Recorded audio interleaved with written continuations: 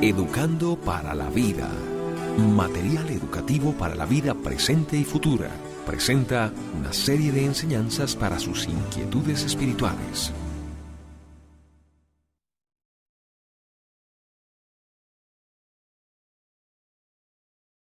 El día de hoy quisiera dar inicio a la enseñanza con 3 textos, algunos de ellos ya conocidos por la enseñanza pasada.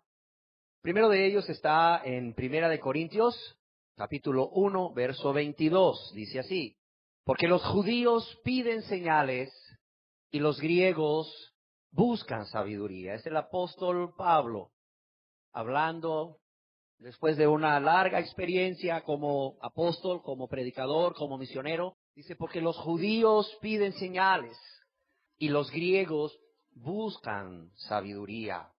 En el Evangelio según San Mateo, capítulo 6, verso 33, el Señor Jesús nos dice así: mas buscad primeramente el reino de Dios y su justicia, y todas estas cosas os serán añadidas.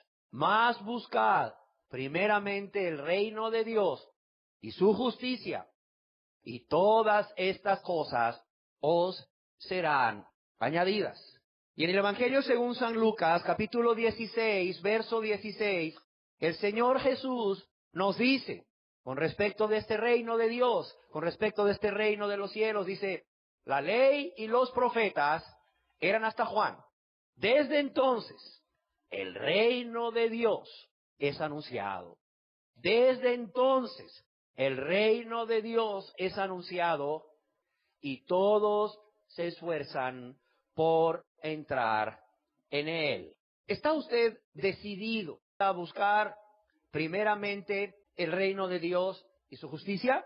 Y si usted está decidido, si usted está decidida a buscar primeramente el reino de Dios y su justicia, si usted está dispuesto, si usted está dispuesta a ser de estos de los que Jesús habla, que se esfuerzan por entrar, y aquí la idea es como quien toma, o se esfuerza más bien, por tomar por asalto una ciudad muy amurallada y todo el esfuerzo que eso implica. Si usted es de este tipo de personas, qué bueno, me da mucho gusto que usted así lo sea, y seguro estoy que a Dios también le da mucho gusto.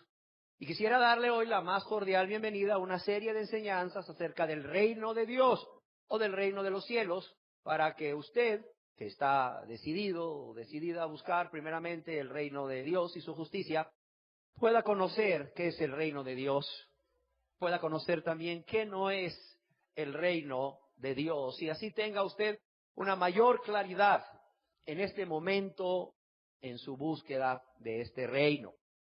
Pudiéramos ponerle un título a esta enseñanza, le podríamos llamar el reino de Dios o el reino de los cielos. Y el día de hoy estaremos compartiendo la primera parte de esta enseñanza, que involucra muy seguramente 2 partes más.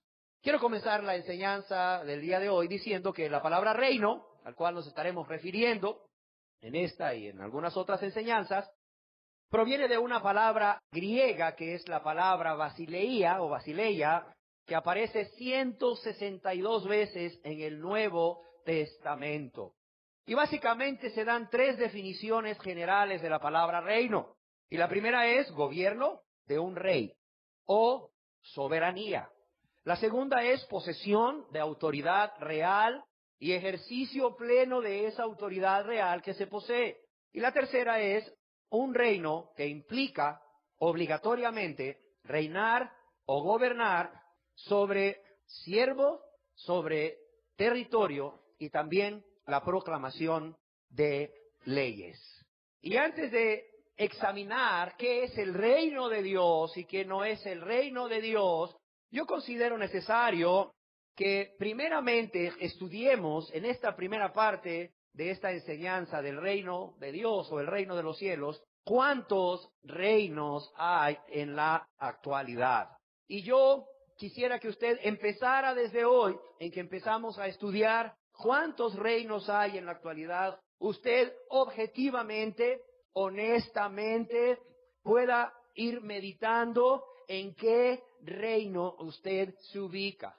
o bajo qué reino usted está sujeto, o a cuál de los dos reinos que vamos a estar estudiando usted está sometido. ¿Por qué? Porque de esto depende su vida eterna. Óigalo bien. De esto depende no el pan de cada día, sino que depende su vida eterna. ¿Cuántos reinos hay en la actualidad?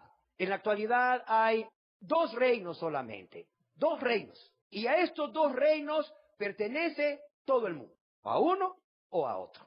En Colosenses capítulo 1, verso 12 y 13, podemos ver cuáles son estos 2 reinos. Colosenses capítulo 1, verso 12 y 13.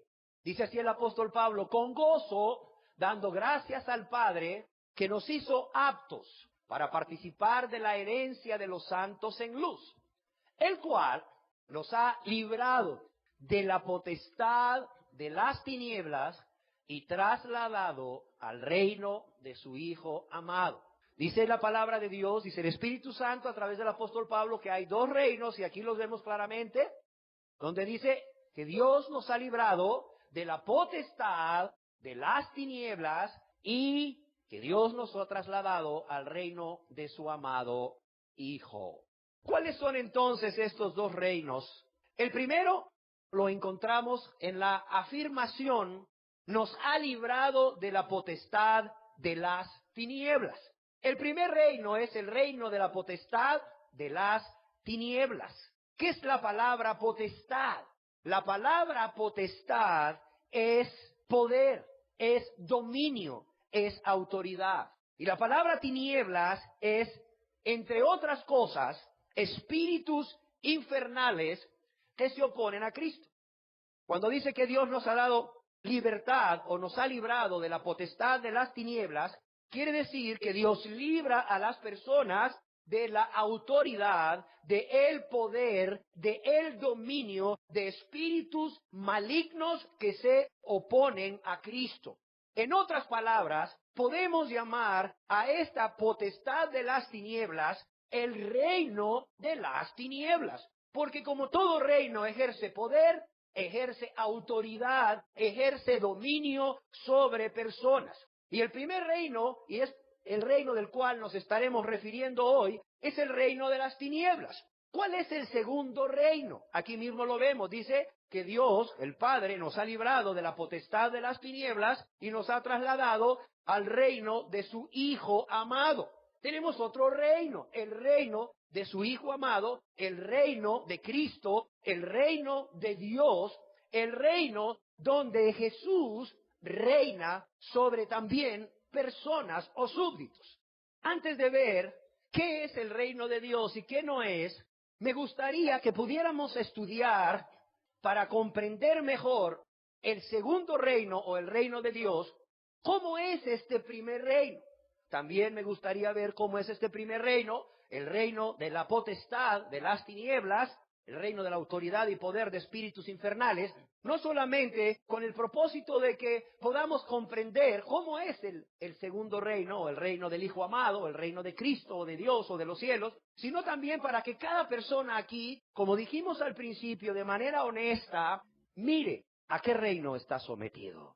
Y vamos a hablar el día de hoy de este primer reino, que es el reino de las tinieblas, que también podríamos llamar el reino de Satanás. ¿Por qué razón? Porque Satanás es su gobernante. Porque Satanás es su gobernante. En Primera de Juan, capítulo 5, verso 19, podemos ver cómo Satanás es el gobernante de este reino. Primera de Juan, capítulo 5, verso 19, dice así la palabra de Dios: sabemos que somos de Dios, dice, y el mundo entero está bajo el maligno. ¿Quién es el gobernador de este mundo entero, del cual estaremos hablando un poco a continuación? El gobernador de este mundo entero es el maligno, es el diablo, es Satanás. La palabra de Dios en el Evangelio según San Juan, capítulo 14, verso 30, nos amplía esta idea. Dice Jesús, ahora es Jesús el que habla. Dice: no hablaré ya mucho con vosotros, porque viene el príncipe de este mundo, y él nada tiene en mí. Jesús llama a Satanás el príncipe de este mundo. Jesús reconoce que Satanás tiene dominio. Jesús reconoce que Satanás tiene poder sobre este mundo actual y malvado. Es más, en 2 de Corintios capítulo 4, verso 4, les comento que la versión del Rey Jaime o de King James, que es la versión autorizada en inglés, traduce aquí en 2 de Corintios capítulo 4, verso 4, donde dice el Dios de este siglo como el Dios de este mundo, y es una alusión clara a Satanás. El Dios de este siglo lo traduce como el Dios de este mundo en una alusión clara a Satanás. Entonces vemos cómo la palabra de Dios nos dice que este mundo está bajo el poder del maligno. La palabra de Dios nos dice que está bajo control de el maligno en algunas otras versiones. Por eso le podemos llamar con propiedad no solamente el reino de las tinieblas, sino el reino de Satanás. ¿Cuál es su área de acción? Yo creo que veamos y entendamos cuál es su área de acción. En 1 de Juan, capítulo 5, verso 19, se nos dice cuál es el área de acción. Y nos dice Dios, a través del apóstol Juan, y sabemos que somos de Dios, y el mundo entero está bajo el maligno. Su área de acción es el mundo entero. Y para que entendamos qué es el mundo, yo quisiera tomar un escrito que me pareció muy acertado acerca de la descripción de lo que es el mundo al cual nos estamos refiriendo. Y quiero leer. Dice, cuando hablamos del mundo bajo el gobierno de Satanás, el príncipe de las tinieblas, cuando hablamos del mundo, no nos referimos al planeta Tierra. No nos referimos a la naturaleza que Dios creó con su belleza, ni siquiera nos referimos al mundo de la humanidad perdida. Más bien, la referencia es a la civilización pagana que el mundo ha erigido en independencia de Dios. Es decir, que se resiste a someterse a la voluntad de Dios buena, agradable y perfecta para hacer solamente su voluntad. Cuando nos referimos aquí a mundo es la sociedad humana excluyente de Dios o que excluye a Dios.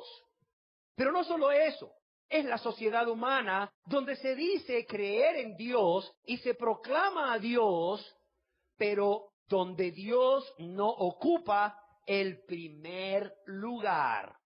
Y es una sociedad que está diseminada a lo largo de todo el planeta Tierra. También es toda esfera de asuntos y actividades mediante las que los hombres tratan de hacerse felices sin Dios o buscar su felicidad fuera de Dios. También eso está incluido en lo que se llama el mundo y se le conoce como las cosas del mundo. Aquellos asuntos y actividades mediante las que los hombres, los seres humanos, ¿verdad? No solamente los varones, los seres humanos, hombres y mujeres, tratan de hacerse feliz sin Dios o buscan su felicidad fuera de Dios. Este mundo tiene falsos principios, tiene falsos valores y falsos dioses, con D minúscula. Se caracteriza por bajos deseos, egoísmo y egocentrismo. En realidad, es el ordenamiento humano de las cosas en oposición a Dios. No solo el Señor es menospreciado y abandonado, sino que hay una profunda hostilidad contra Él. Y lo que es peor, es guerra contra Él. Esto es muy claro, pero a la vez muy impactante. Toda persona, como veremos más adelante, que es súbdito de este reino, porque no se ha convertido a Cristo, porque no se ha entregado a Cristo, toda persona a quien Dios le ha estado hablando, toda persona a quien Dios le ha mostrado lo que debe de hacer y no lo hace, aunque haya dejado de hacer ya muchas cosas, Pero si no ha entregado su vida a Dios, si no se ha convertido a Dios en arrepentimiento y fe, esta persona es súbdita de este mundo. Este mundo que se describe como un mundo el cual se ha declarado en completa rebeldía contra Dios para vivir, para hacer su voluntad. Un mundo en el cual las personas, usted que no ha entregado aún su vida a Cristo, el Señor le ha estado demandando eso con mucho amor. Dice la palabra de Dios que es una persona que trata de buscar la felicidad en cualquier otra cosa menos en Dios. Las personas que pertenecen a este mundo, dice, son personas, hombres y mujeres, que tratan de hacerse feliz sin Dios. Tienen falsos principios, parecieran verdaderos. Dice la palabra de Dios que los caminos del hombre son rectos, parecen ser rectos ante su propia opinión, pero son principios falsos, tiene valores falsos, tiene falsos dioses aún. Déjeme decirle que una persona que pertenece a este mundo, tristemente, por pertenecer a este mundo, se caracteriza por bajos deseos egoístas, porque el egoísmo y el egocentrismo es lo que gobierna y predomina en este mundo y en las personas que pertenecen a él. Y no solo esto, dice que si una persona no se ha entregado a Cristo y pertenece a este mundo, está ¿en qué? En completa oposición a Dios. Menosprecia a Dios y lo ha abandonado, le ha dado la espalda. Y no solo eso, hay una profunda hostilidad hacia él y lo que es peor, hay una guerra para con Dios. Hay una guerra para con Dios. ¿Qué hay en el mundo? En Primera de Juan, capítulo 2, verso 16, Dios nos dice lo que hay en el mundo. ¿Y para qué viven las personas del mundo? Primera de Juan, capítulo 2, verso 16, nos dice para qué viven también. Dice, porque todo lo que hay en el mundo, los deseos de la carne, los deseos de los ojos y la vanagloria de la vida, no provienen del Padre, sino del mundo. Porque todo lo que hay en el mundo, los deseos de la carne, los deseos de los ojos y la vanagloria de la vida, no provienen del Padre, sino del mundo. Esto es lo que hay en el mundo, ¿sí? Y para esto viven las personas. Las personas que son súbditos de este mundo impío, así le vamos a llamar, este mundo impío, ¿verdad? Este mundo de pecadores, rebeldes, que no aman ni temen a Dios, y lo que es peor es que no quieren convertirse a Dios, aunque Dios les está atrayendo con lazos de amor. Estas personas, dice que nomás viven, ¿para qué? Para hacer lo que el mundo les dicta, lo que el mundo les manda y lo que el mundo les ofrece. Viven para satisfacer los deseos de la carne, para satisfacer los deseos de los ojos y para satisfacer la vanagloria de la vida. El escritor de este artículo dice, traducción, el mundo vive para glorificar los deseos de la carne, es decir, el sexo, la pasión, la violencia, la guerra, para satisfacer los deseos de los ojos, la riqueza, los bienes materiales, los tesoros terrenales, y para satisfacer la vanagloria de la vida, la posición social, para satisfacer el orgullo, para satisfacer el yo, para satisfacer la vanidad, para satisfacer las modas y el poder. Dice, la gente del mundo vive para el presente y no para la eternidad, para las cosas pasajeras y no para las cosas eternas. Viven para el yo nada más y no para Dios. Todos sus planes tienen su fin en el sepulcro. Todas sus esperanzas tienen su fin en el sepulcro. Yo quiero que por favor usted entienda lo que es este mundo impío, es el reino de las tinieblas que es ejercido sobre este mundo impío, y que si usted se da cuenta, o que el Espíritu le testifica a usted que usted no es hijo de Dios, no es hija de Dios por sus obras, yo quiero que usted vea lo terrible que es ser súbdito de este reino, el reino de las tinieblas, el reino de Satanás, y formar parte de este mundo que ni ama ni teme a Dios, sino que se ama a sí mismo nada más y vive para sí mismo. Dice, todos sus planes tienen su fin en el sepulcro. Toda su esperanza tiene su fin en el sepulcro. ¿Cómo se manifiesta este mundo? Dice, el mundo se manifiesta de formas diferentes, o tiene formas diferentes de manifestarse. Hay el mundo de la política, por su propia naturaleza es corrompida. ¿Por qué? Pues por todo lo que ya todos sabemos, ¿verdad? Yo creo que no hay mucho que argumentar aquí a favor de que la política es algo que agrada a Dios, ¿verdad? Aunque la política es el hacer el bien común, Sin embargo, la política como los hombres la realizan con su corazón egoísta, con su corazón amador de sí mismo y de todo tipo de pecado, pues vemos que no tiene nada que ver con el procurar o el buscar el bien de todos, el bien común. La política, generalmente, como se lleva a cabo hoy en día, pues ciertamente, por su propia naturaleza, está corrompida. Dice, hay el mundo de los negocios o del comercio que tristemente está impregnado de prácticas nada éticas. ¿Por qué? Porque está gobernado por el pecado del egoísmo, solo pensando en su bienestar y no el de los demás, el pecado de la codicia y el pecado de la avaricia, que nunca se sacian y que llevan a las personas que forman parte de este mundo impío a llevar, a aplicar siempre el principio de compra tan barato como puedas y vende tan caro como puedas. Y no estoy diciendo con esto que un cristiano no pueda dedicarse al negocio, que un cristiano no pueda dedicarse al comercio, a comerciar cosas, siempre y cuando entendamos que estamos hablando de que este mundo impío se manifiesta de esta manera, gobernado, dirigido por el pecado y en este caso del comercio, de los negocios, del egoísmo, la codicia y la envidia. Por tanto, cuando una persona que es cristiana, que aborrece el pecado, que le ha dado la espalda al pecado, decide iniciar un negocio o un comercio bajo los principios cristianos de, sí, obviamente, obtener una ganancia, un porcentaje de ganancia justo para sostener a su familia, porque el que no provee para los suyos, especialmente los de su casa, es peor que un incrédulo y ha negado la fe. Además de eso, procura hacer el bien a las personas. Pues si la persona no puede llevar el producto, pues se le facilita que obtenga el producto, siempre y cuando sea para el beneficio de su familia o de la persona, pagando impuestos. ¿Por qué? Porque así lo manda la Biblia. Esa persona es lícito que ingrese a un negocio o a un comercio.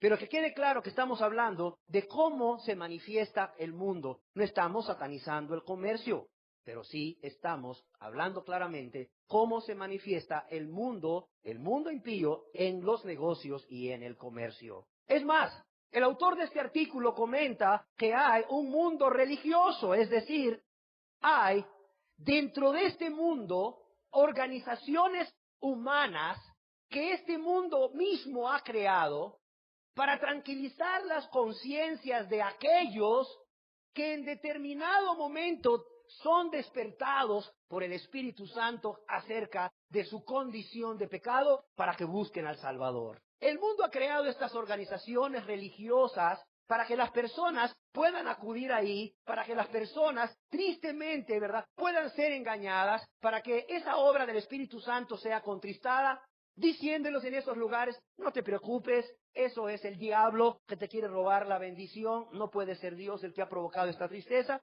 cuando ciertamente ha sido el Espíritu Santo el que está provocando esa tristeza, que es según Dios para arrepentimiento y para salvación.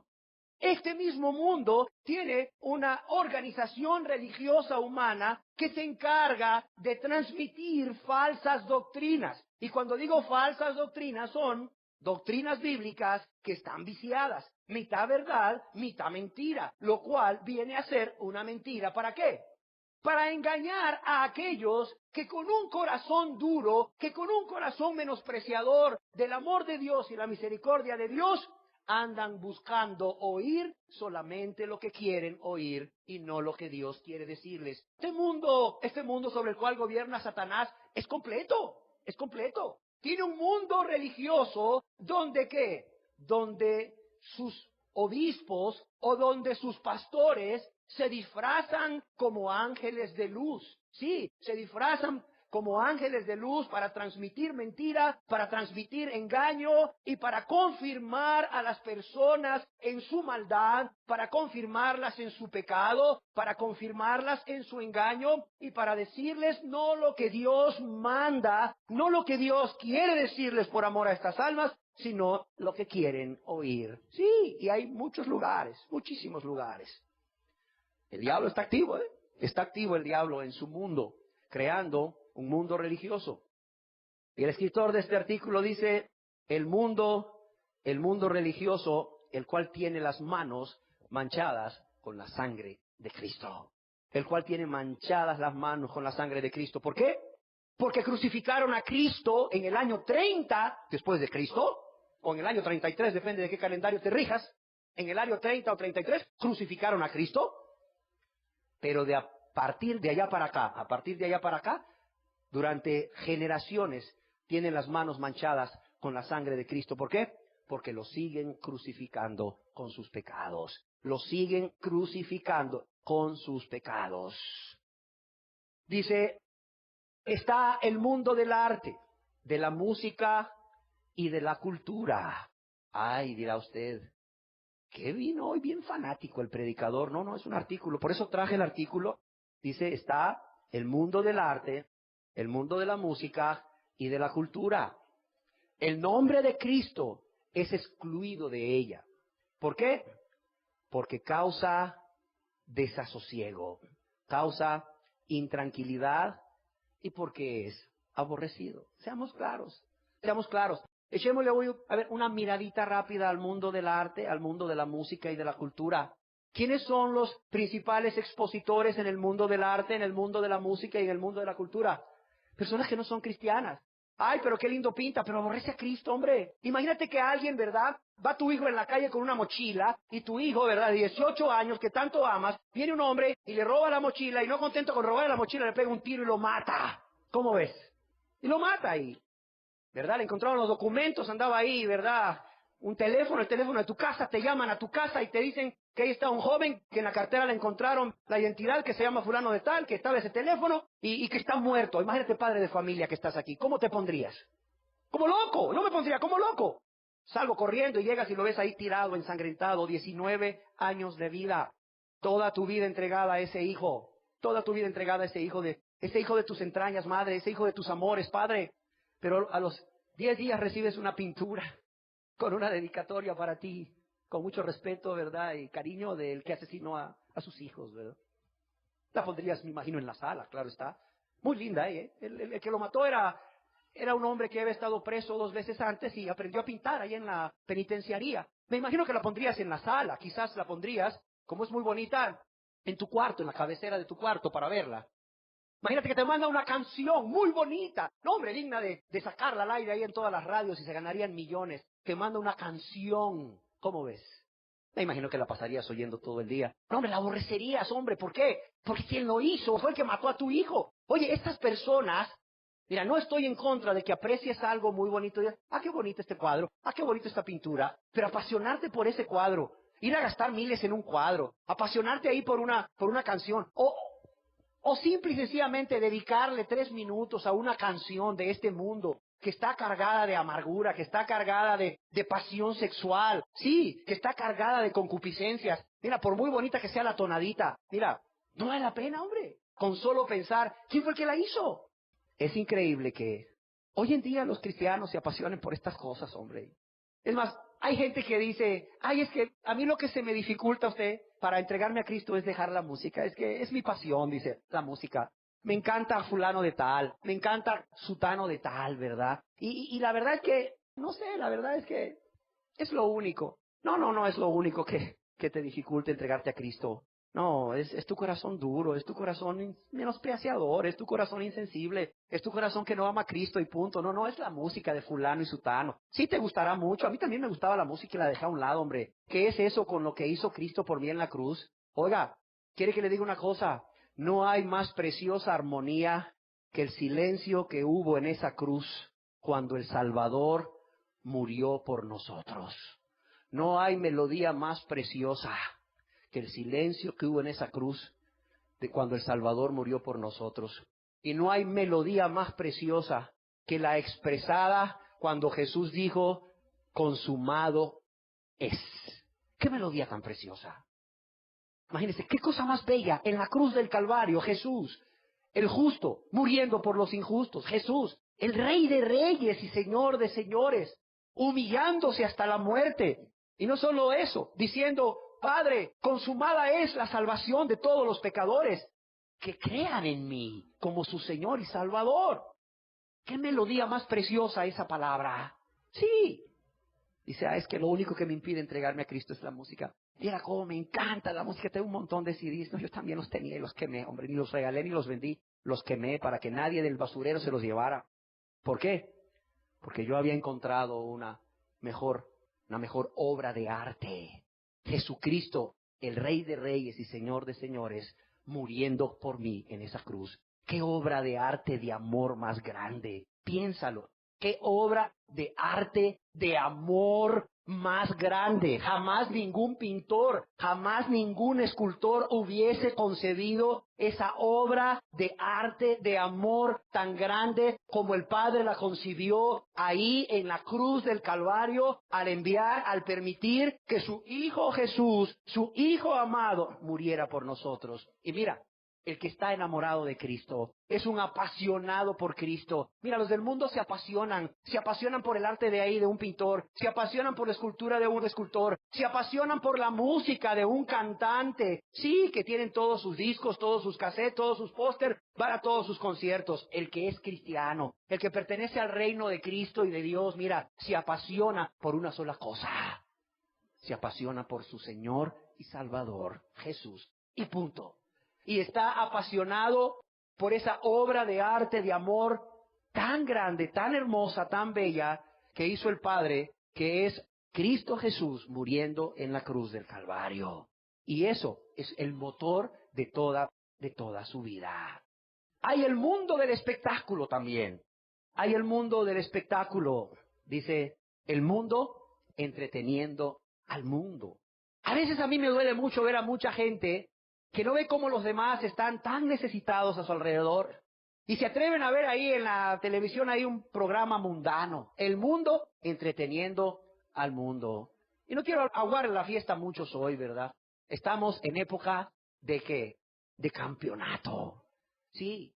Y todos los que están organizando el campeonato de fútbol, que por cierto, sus nombres están inscritos en el reino de los cielos, ¿sabían ustedes eso? Que todos los organizadores del campeonato de fútbol de la Liga Nacional, por brindar gozo, por brindar alegría a la nación, a nuestra nación, ¿sabían ustedes que ya por eso Dios los inscribió a todos en el reino de los cielos? ¿No sabían eso? Oye, qué bien le están haciendo a nuestro pueblo, tienen a los maridos ahí sentados frente al televisor, abandonando a sus esposas y a sus hijos, hombre. Oye, qué bien le están haciendo a nuestro pueblo. Ahí tienen a la gente gastando el dinero que no tienen, asistiendo a los estadios, emborrachándose ahí en los estadios. Oye, qué bien le están haciendo a nuestro pueblo. Es que el ídolo de nuestro pueblo es el fútbol. Y por eso, porque ellos le han dado al pueblo algo de qué sentirse orgullosos y algo en qué ser felices, Dios los ha nombrado a ellos y a todos los organizadores de la FIFA, del fútbol mundial, Dios les ha dado a ellos el privilegio de ser inscritos en el libro de los cielos por semejante acto de misericordia. Después del sacrificio de Cristo, no hay otro acto de misericordia que el que está haciendo la FIFA, proclamando su espectáculo de fútbol por todo el mundo. Y llámese béisbol, y llámese fútbol americano, y llámese basquetbol, y llámese lo que sea. Lo que el mundo hace para entretener al mundo es del mundo. Y los que practican estas cosas, o sea, con pasión, y los que organizan estas cosas con pasión, son instrumentos del diablo. Son instrumentos del diablo para entretener a un mundo perdido que se muere, para entretener a un mundo perdido sin esperanzas, para entretener a un mundo perdido cuyo único gozo, cuya única vida, cuya única paz la podrían obtener en Cristo, pero están ahí proveyendo de un espectáculo mundano para entretener al mundo, para que el mundo se vaya al infierno. Por tanto, los primeros que estarán en el infierno son los organizadores de la Liga Nacional, y son los de la FIFA, y son los de la UEFA, y son los de lo que usted quiera. Pero también muchas personas, tristemente, que se dicen cristianas, que están perdiendo su tiempo y su dinero en eso. ¡Qué triste! Imagínese usted, el mundo perdido, el mundo sin esperanza, viviendo tiempos del fin, y el mundo entreteniendo al mundo, y los que escuchan la palabra de Dios siendo parte de ello. ¿Cómo ven? El mundo de Hollywood, el mundo de los deportes. No estoy diciendo que no hagas deportes. Yo mismo necesito hacer un deporte por salud. No es eso. Pero una cosa es hacer un deporte por salud y apasionarte ahí, apasionarte por un deporte. Que por cierto, muchos de los apasionados de los deportes los practican. Un montón de barrigones ahí de cerveza, sentados ahí en las graderías de los estadios, eso es lo que son. maridos maltratadores, padres irresponsables, que dicen, no hombre, si yo me llevo a mi hijo también, para que lo vea beber cerveza. Vaya, muchachito, vaya, mire, está muy largo el que vende las cervezas. Ya le chiflé, ya le grité y no viene. Vaya, tráigame usted la cerveza, mi rey. 14 años, 13 años el niño. Cuando tenga 20 años, hijo de tigre pintado, igualito al padre. Va a ser igualito al padre. Lo mismo va a ser. Qué triste. Igualito. Además de apasionado por un equipo de fútbol desde niño, capaz de darse de golpes con otro niño y luego capaz de matarse, como sucede ahora, por un equipo. Sí, por un equipo. Además, el mundo de Hollywood, con su inmundicia, dice el autor. Ahora no soy yo, es el autor de este artículo. El anterior fui yo. Dice, el mundo del espectáculo con su inmundicia, insinuaciones sexuales, dobles sentidos. Hollywood y la televisión son retratos de este mundo a todo color. Qué triste. Dice, en cuanto al mundo de la cultura, el arte y la música, la cuestión es que, ¿qué es lo que tiene mayor importancia? Cuando Pablo fue a Atenas, un centro de cultura mundial, no se sintió movido a entusiasmo por sus formas artísticas, sino tristemente por su idolatría. Tan entristecido estaba que tuvo que salir de la colina de Marte y predicar las buenas nuevas de salvación. Eso lo encuentras en la Biblia, en el Nuevo Testamento, en el libro de Hechos, capítulo 17. Y luego dice, ¿y qué del mundo del espectáculo? Entretener a un mundo que se precipita al infierno. Qué triste, dice, el mundo del espectáculo diseñado para entretener a un mundo que se precipita al infierno. ¿Es esto de lo que se trata la vida? El escritor del artículo hace algunas preguntas y dice, ¿es esto de lo que se trata la vida? ¿Es acaso Hollywood inofensivo? Me imagino que él pregunta esto porque luego algunas personas dicen, no, dice, si yo soy cristiano, pero soy cristiano con criterio. Yo soy maduro, a mí nadie me engaña. Yo me puedo ver ahí esas películas ahí de Hollywood, ¿verdad? Y yo soy maduro, no eres maduro, hombre, no eres maduro. El que es cristiano es pobre y humilde de espíritu y sabe que separado de Dios nada puede hacer y sabe que Dios nunca se va a sentar ahí junto a él a ver una de esas películas. Es más, yo a veces me pongo a pensar, ¿se sentará acaso Dios ahí en una de esas graderías de esos estadios a presenciar ese partido y a compartir la cervecita que está compartiendo el amigo ahí? No, yo creo que no lo haría, honestamente creo que no.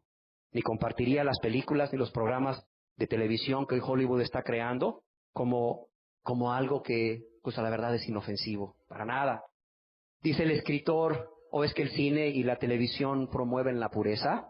Y ahora digo yo, para que no culpen al escritor, ¿acaso alguno después de ver una película de Hollywood ahí o estar ahí varias horas en la televisión viendo lo que sea ahí que produce el mundo para entretener al mundo, ¿acaso la persona sale más espiritual?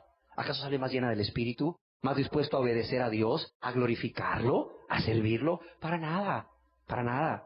Sale con pasiones todas encontradas, se le revuelve la amargura muchas veces, se le revuelve el orgullo, se le revuelve ahí la codicia sexual, la codicia de bienes materiales, ahí se le estimula el yo y muchas cosas. Nada bueno deja esto, te soy sincero. Ay, ¿y qué decir? ¿Y qué decir del mundo? Hay muchas cosas más que decir de este mundo. ¿Cuál es el área de acción de Satanás y de este reino? El mundo entero. Este mundo que ni ama ni teme a Dios. Este mundo que ha creado sus propios dioses con D mayúscula y que rechaza a Dios. ¿Cómo son los súbditos de este reino?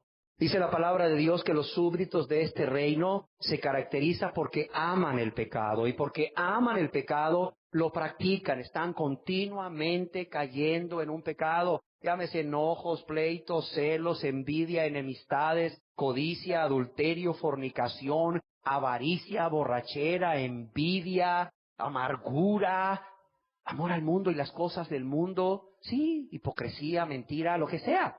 Aman el pecado y porque lo aman, lo practican. En 1 de Juan, capítulo 3, verso 8, dice Jesús, el que practica el pecado ¿es de quién? Es del diablo, o sea, pertenece al reino del diablo. Oiga, pero es que yo ya voy mejor, ya peco menos, ¿no? Pero sigues practicando el pecado. Bueno, el que practique el pecado es del diablo. Oiga, es que ahora que ya entendí qué cosas son pecado y cómo ofenden a Dios, sí es cierto, sigo haciendo el pecado y me duele, pero lo sigo haciendo. Mira, el que practica el pecado, aunque digas que te duela, que en el fondo no te duele, por eso lo haces, el que practica el pecado, que dice la palabra de Dios, es del diablo, así de sencillo. Sus súbditos siguen practicando el pecado. Si usted no solamente no se ha convertido a Dios, sino que sigue practicando el pecado, dice la palabra de Dios que usted es súbdito de este reino, del reino de las tinieblas, del reino de Satanás. ¿Cómo son las obras que se realizan en este mundo? Las obras que se realizan en este mundo, es decir, las obras que realizan las personas que viven en este mundo impío, que no ama ni teme a Dios, son malas. Oiga, me va a decir usted, pero yo le aseguro que se van a recoger los 28 millones de la Teletón. ¿Y eso qué? ¿Y eso qué? Una mujer ahí, no sé dónde, no le dejó no sé cuántos millones a una perrita, pues, ¿sí? ¿Y? ¿Por eso se hizo mejor señora? ¿Por eso fue al cielo? Porque le dejó 12 millones, no sé si de libras esterlinas o de euros o de dólares a una perra, a su perra que la acompañaba. Que por cierto, leí en el periódico recientemente que la trasladaron de donde vivía a la Florida. ¿Por qué creen? ¿Quién le dio la noticia? Exacto. Ya ven que no miento. Amenazas de muerte. La estaban amenazando de muerte a la perrita heredera de 12 millones. Porque esta señora heredó 12 millones a su perrita no quiere decir que sea mejor persona. Es más, yo te puedo decir una cosa. Si le heredó 12 millones a una perrita y no las heredó para la extensión del reino de Dios, para alguien que realmente esté extendiendo el reino de Dios, como acostumbraba a hacer el santo de Dios, George Mueller, cuando recibía dinero para su orfanatorio, y además de usar el dinero en su orfanatorio, enviaba dinero al siervo de Dios, Hudson Taylor, que estaba allá al interior de la China. Esta señora, o sea, si hubiera sido cristiana, no le hubiera dejado 12 millones a una perra. Hubiera visto en realidad en qué lugar del mundo se estaba predicando la palabra de Dios y se estaban administrando con honradez los fondos para hacer misericordia a la gente necesitada y hubiera administrado toda esa fortuna ahí. Quizás le hubiera dicho a una persona, cuídame a la perrita, te voy a dejar, mira, la perrita va a vivir 5 años más, mira, $1,000 mensuales, con $1,000 mensuales la perra vive, te voy a dejar, no lo sé, pues $60,000 para la perra y el resto para la obra de Dios. Me cariñé con la perra, ¿qué problema hay? Que no sufra, ahí te dejo para la comida. Para la comida y las vacunas, y para si se enferma le internas a un hospital, y cuando se muera le entierras. Punto. No lo sé, y aún $60,000 se me hace mucho. Déjame decirte que hay personas que dan, y dan mucho, pero no se han dado a Cristo. Y ese es el problema. Personas que dan, que tienen una apariencia de piedad, porque dan, pero no se han dado a Cristo. Todavía se resisten al amor de los amores. Óyelo bien. Se resisten al amor de los amores. No se han dado a Cristo y aunque den millones de millones, mientras no se den a Cristo, estas personas están perdidas. Porque mientras no se den al Salvador, no tienen perdón de pecados y están perdidas. Y con dinero no se compra el reino de Dios, entiéndelo, no se compra el reino de Dios. Y por cierto, no soy yo el que digo que las obras que realizan en este mundo impío, las personas que forman parte de este reino, son malas, sino es el Señor Jesús. El Señor Jesús en el Evangelio según San Juan, capítulo 7, verso 7, hablando con sus hermanos, que lo estaban urgiendo ahí a que se fuera a presentar a Jerusalén en la fiesta, hablando con sus hermanos de la carne, pues, hablando con sus hermanos de la carne, hijos de José y María, que no eran creyentes, no habían creído en él. ¿Qué les dice Jesús a sus hermanos? Que no eran creyentes, que eran del mundo. No puede el mundo aborreceros a vosotros, mas a mí me aborrece. ¿Por qué? Porque yo testifico, yo doy testimonio, yo proclamo públicamente de este mundo que sus obras son malas. O sea, no soy yo el que estoy diciendo eso. No, es Jesús. O sea, Jesús mismo da testimonio de que las obras de estas personas son malas, son perversas. ¿Por qué razón? Aunque den $10 millones, aunque den 5 millones a la Teletón, o 100,000 pesos a la Teletón, o 10 pesos a la Teletón. ¿Por qué? Porque son obras que salen de un corazón egoísta y la intención de esa obra no es el bien de los demás, sino la vanagloria de la vida, el ser aplaudidos, el ser reconocidos o el sentirse bien. Esta gente avara, esta gente que no ama a Dios, ¿tú crees que va a amar al prójimo? A ver, ¿tú crees que alguien que no está guardando el primer mandamiento, que es amarás a Dios con todo tu corazón, con toda tu alma, con toda tu mente y con todas sus fuerzas, puede estar amando a su prójimo como a sí mismo? ¿Tú crees que las personas que no están cumpliendo el primer y gran mandamiento pueden estar obedeciendo el segundo gran mandamiento y agradar a Dios a la vez? No, Mira, están haciendo, están dando, pero lo hacen por una razón egoísta, por una intención egoísta. Y yo quiero que sepas, y Dios quiere que sepas, que lo que hace lícito o ilícito, lo que hace pecaminosa o justa una acción, no es la acción en sí, es la intención del corazón. No sé si me explico. Lo que hace pecaminosa o no una acción, lo que hace que algo sea pecado o no, no es la acción en sí, sino la intención. Mira, tú puedes ir por la calle y atropellas a alguien que se te cruzó y frenaste y quisiste dar la vuelta y te fuiste allá a chocar contra otro carro para no golpear a esa persona que imprudentemente se cruzó la calle, a ese niño, un adulto, no lo sé, y lo golpeas y lo matas. Yo te pregunto, ¿eso es pecado? No, no es pecado, Dios no te lo puede contar como pecado. De hecho, ni la ley humana te lo cuenta como pecado, y la ley humana no es más justa que la ley de Dios. Dios no te lo cuenta como pecado, para nada te lo cuenta como pecado.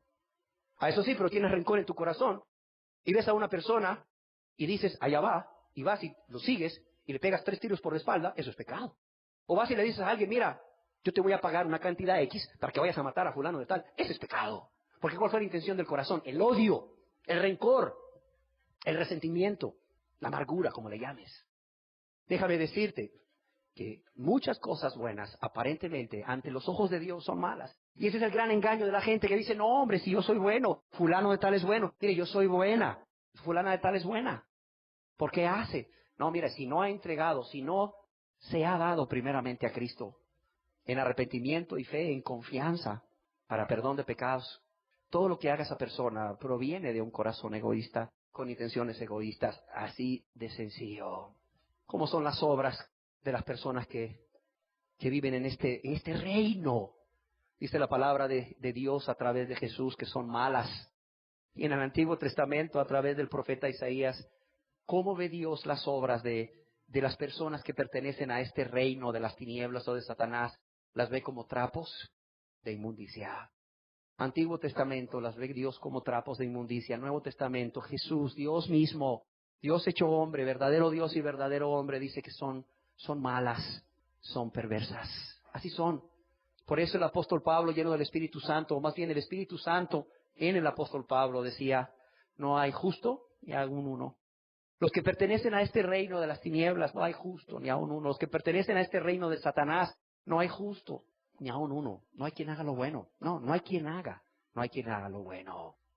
¿Qué más podemos conocer de este reino?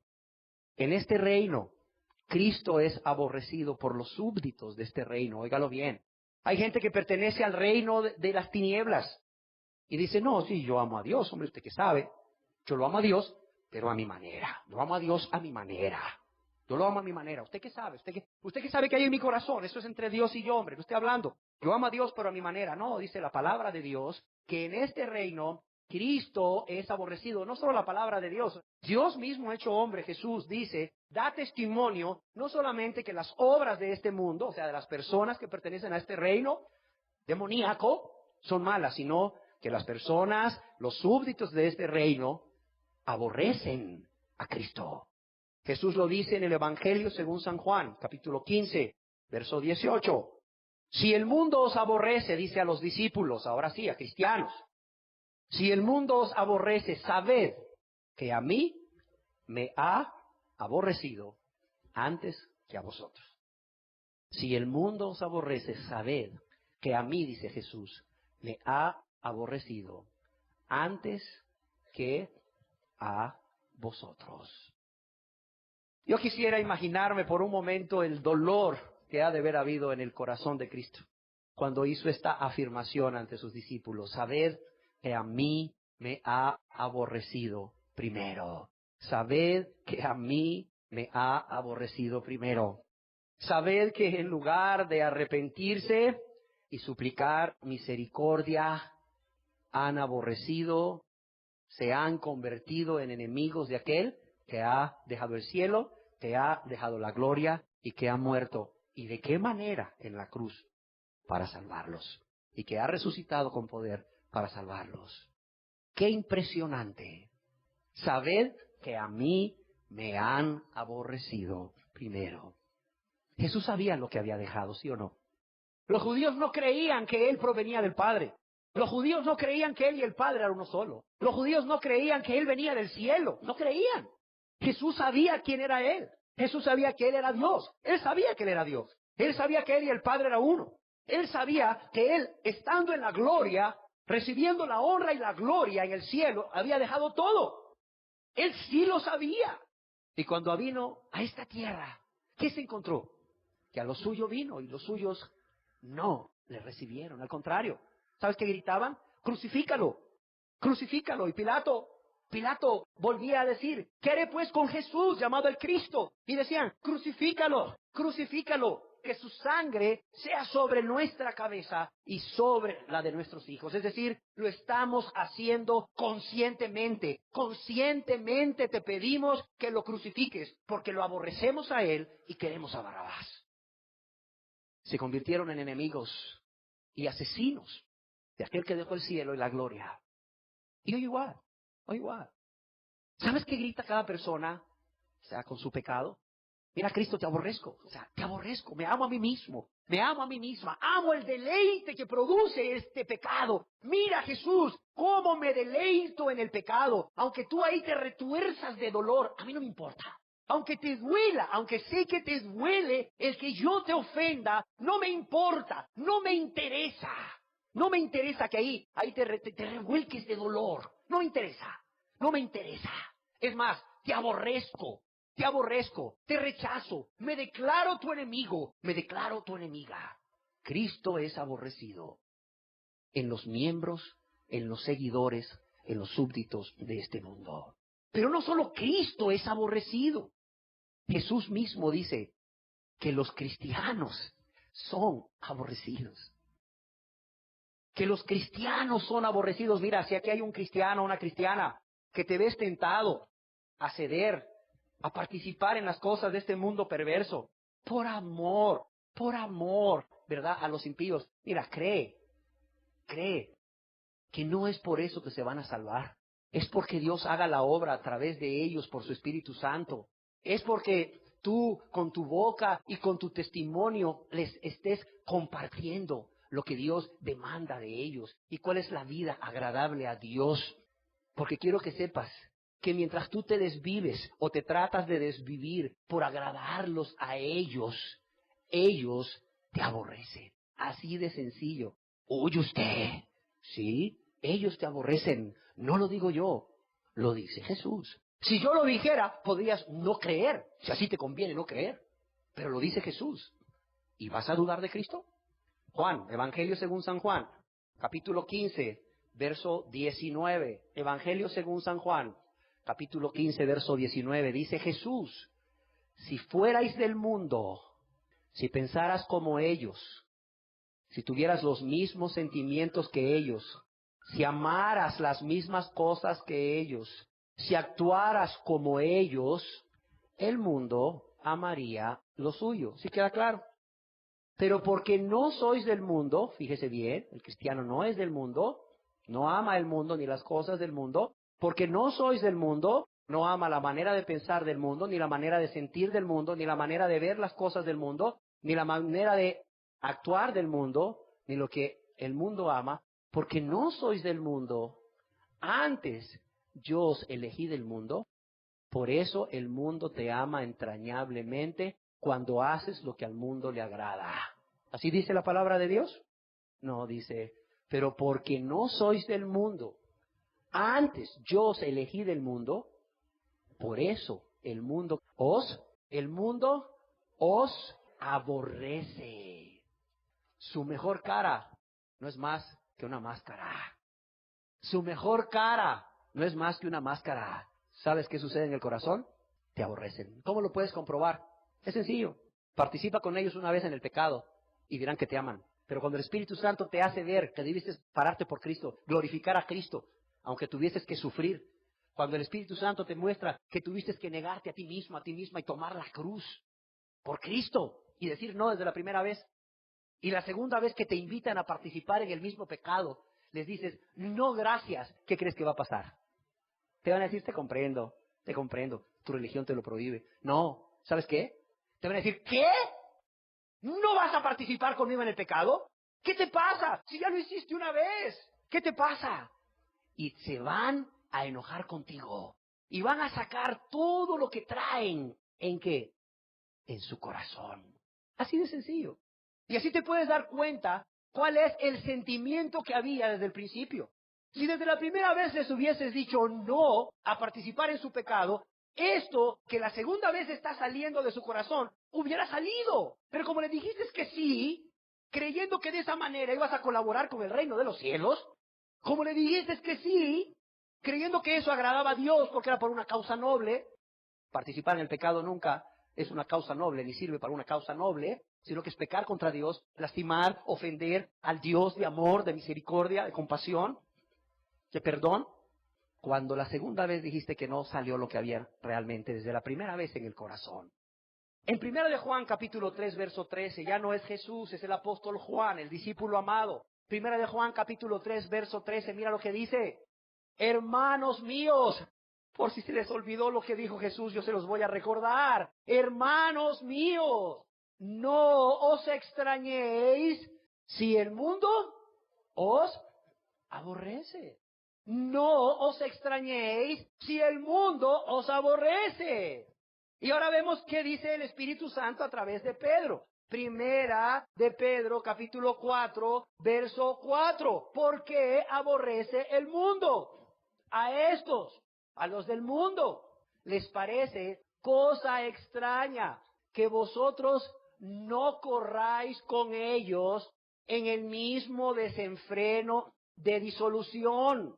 Dice, a ellos, a los que son del mundo, les parece algo extraño, pues, que tú no pienses igual que ellos, que tú no veas las cosas igual que ellos, que tú no ames lo que ellos aman, que tú no sientas como ellos sienten, que tú no hagas lo que ellos hacen. Y les parece cosa extraña que no corráis con ellos, que no corráis con ellos en el mismo desenfreno de disolución. ¿Y qué dice aquí? Y te lo toleran. Y te comprenden, y te felicitan. ¿Qué dice la palabra de Dios?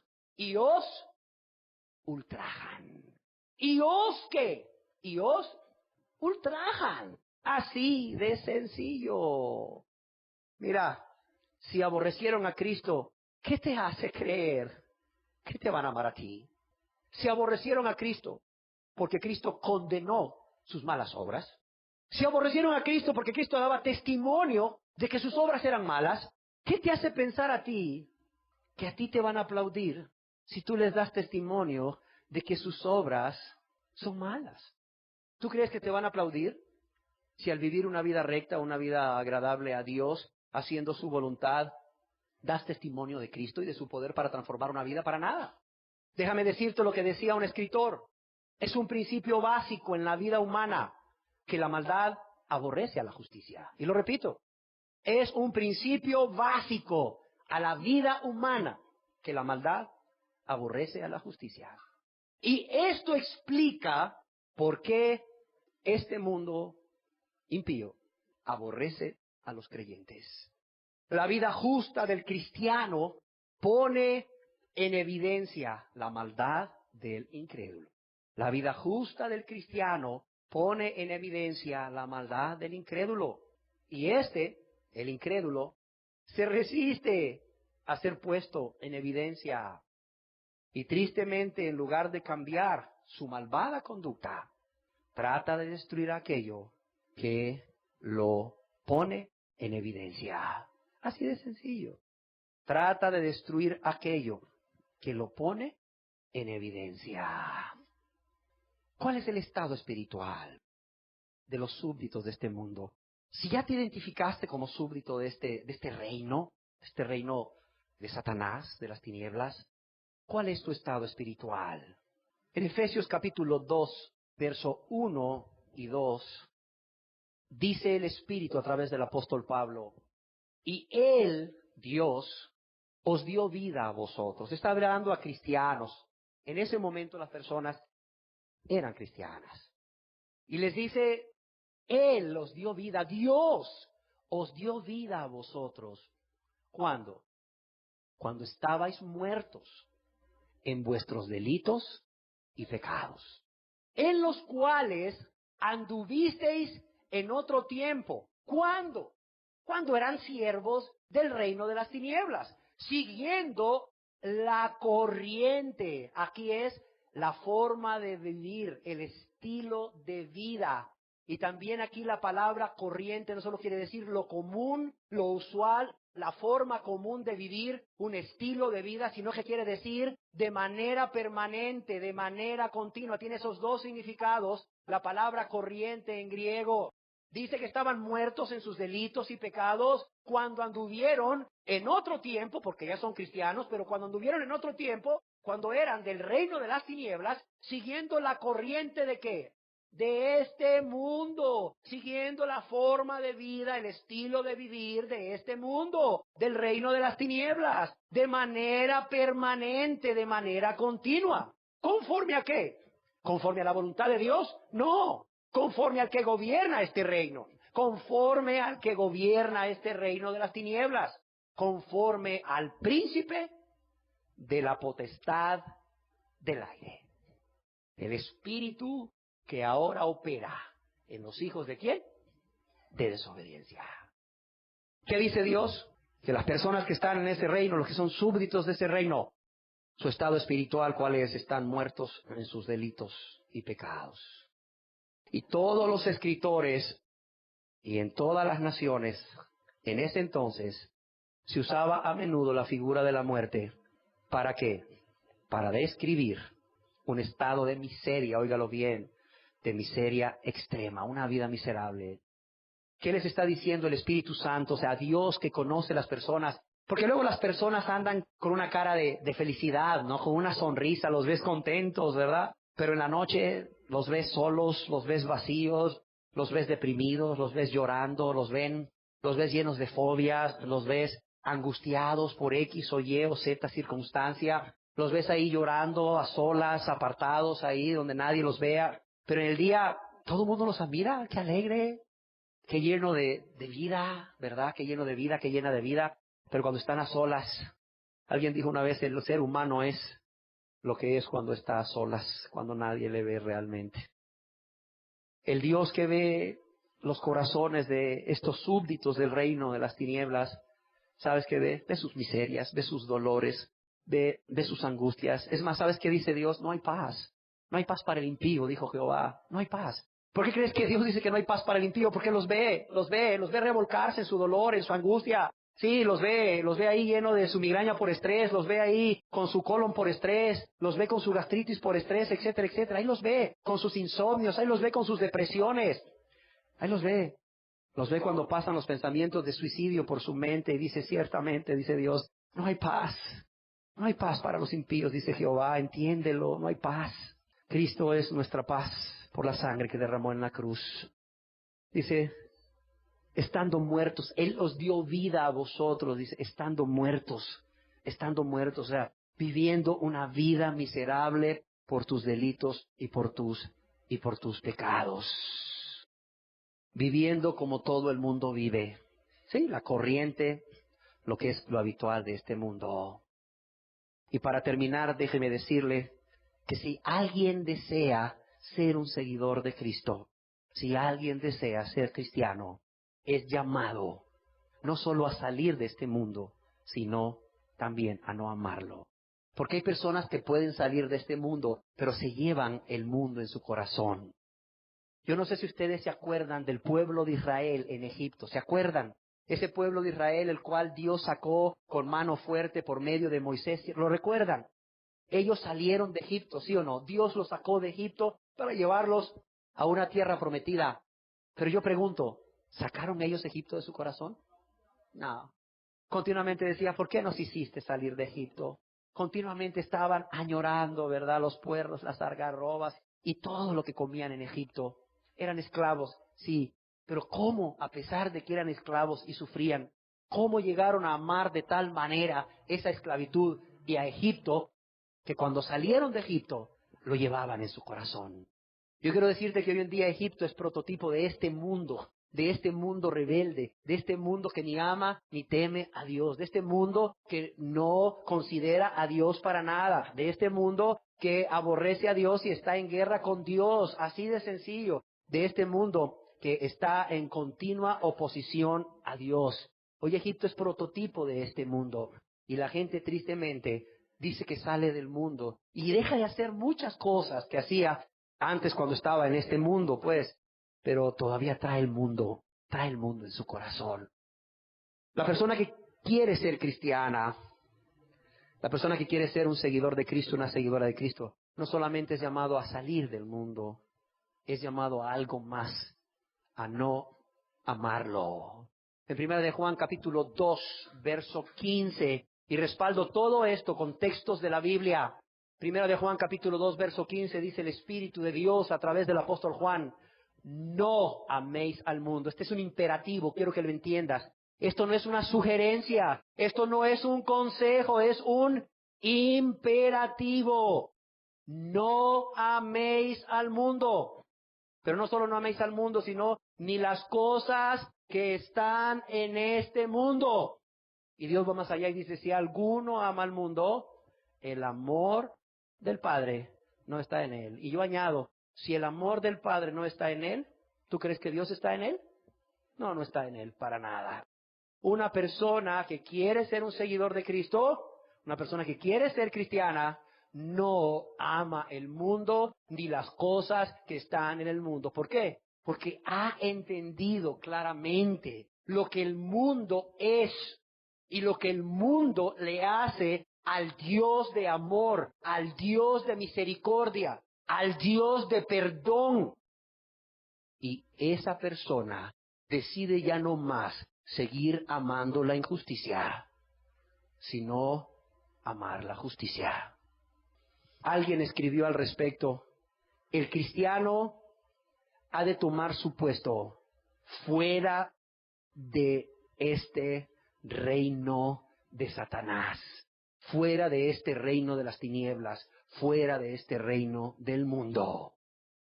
Y continúa escribiendo: Arquímedes, el sabio griego, dijo que podría mover el mundo si conseguía un punto de apoyo fuera de él. Y así es el cristiano. Nunca podrá mover el mundo, excepto si está separado de él.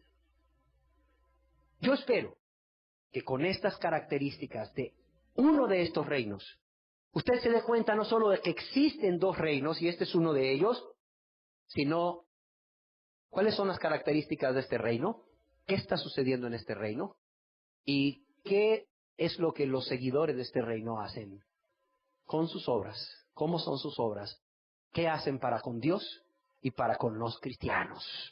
Y si usted es uno de estos seguidores de este reino, medite bien, porque también las consecuencias son eternas. Y usted voluntariamente se ha constituido en un seguidor de este reino. Así usted voluntariamente, como se ha constituido un seguidor de este reino, puede salir. Dios está dispuesto a hacer todo. Decía el apóstol Pablo, el cual nos ha trasladado.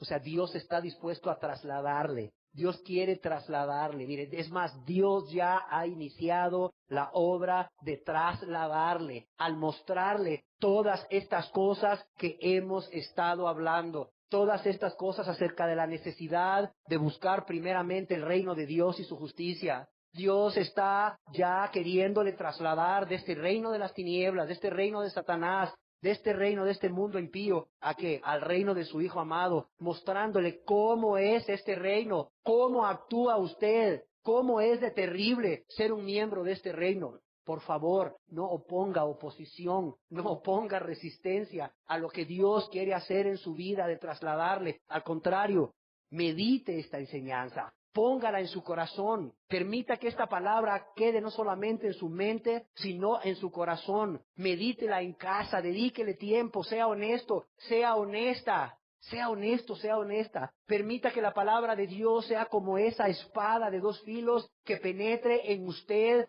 hasta discernir los pensamientos y las intenciones del corazón. Penetre en su cuerpo, en su alma, en su espíritu, hasta lo más profundo, hasta la médula, hasta los tuétanos.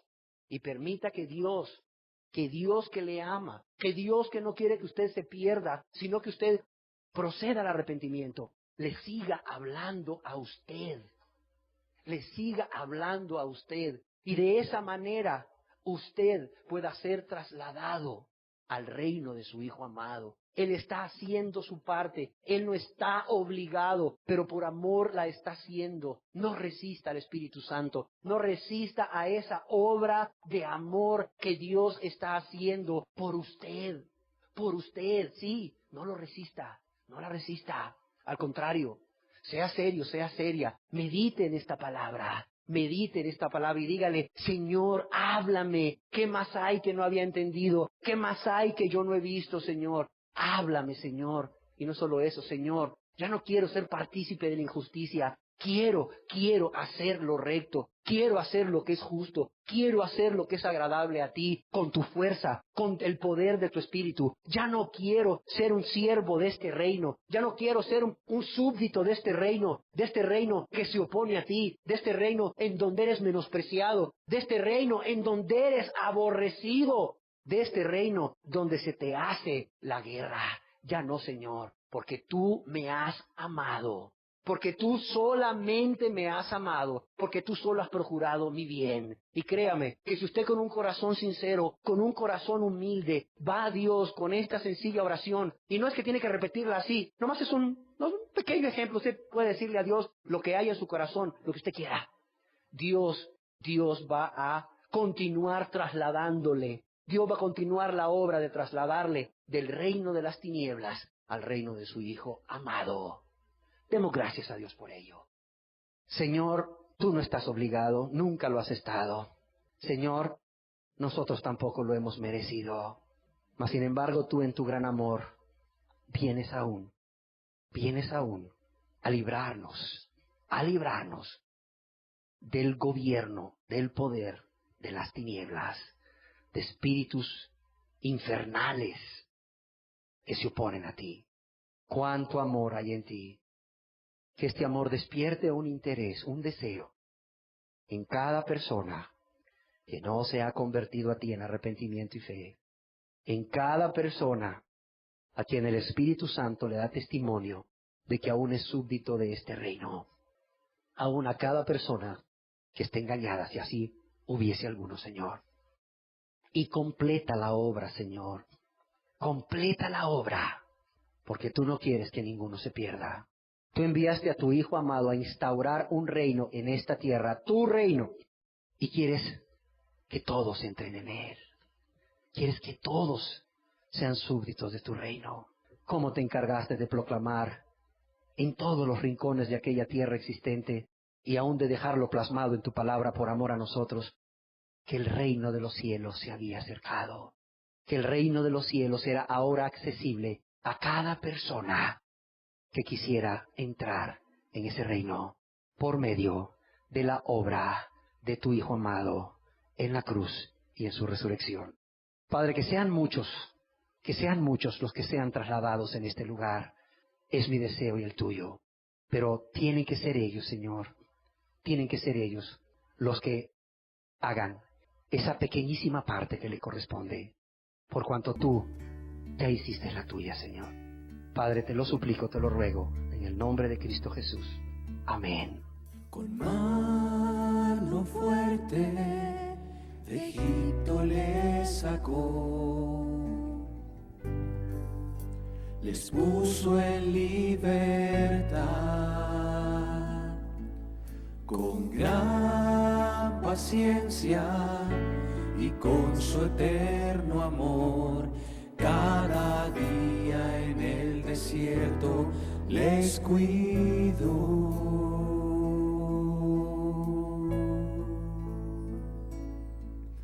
Con mano fuerte de Egipto les sacó, les puso en libertad, con gran paciencia y con su eterno amor. Cada día en el desierto les cuidó. Así también conmigo hizo Él.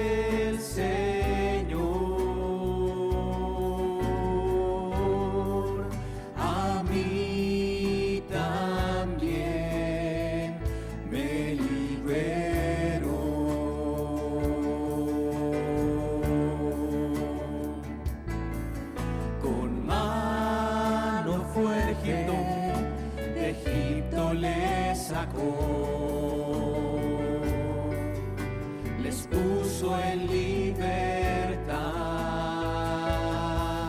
con gran paciencia y con su eterno amor, cada día en el desierto les cuidó. Así también conmigo hizo el Señor,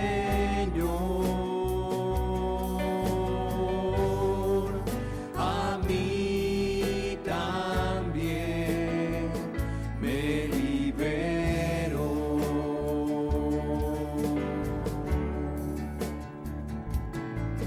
Con mano fuerte del mundo me sacó, me puso en libertad, con gran paciencia y con su eterno amor, cada día en este mundo me cuidó. Y me ha prometido llevarme hasta el final, y sé que en su mano seguro voy a estar. Con mano fuerte del mundo me sacó, me puso en libertad, con gran paciencia y con su eterno amor, cada día en este mundo me cuidó. Y me ha prometido llevarme hasta el final, y sé que en su mano seguro voy a estar. Y me ha prometido llevarme hasta el final, y sé que en su mano seguro voy a estar,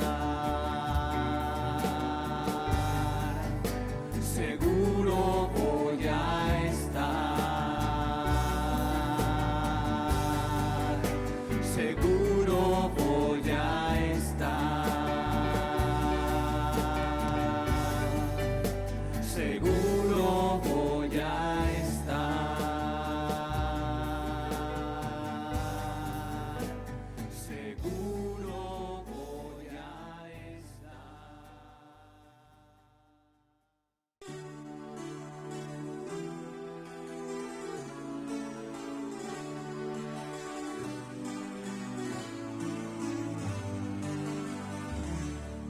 Esta fue una producción para la restauración del cristianismo. Si usted necesita otras enseñanzas sobre el cristianismo bíblico e histórico, puede llamarnos al teléfono 727-2270 en la ciudad de Bogotá. Gracias por su atención y que Dios le bendiga.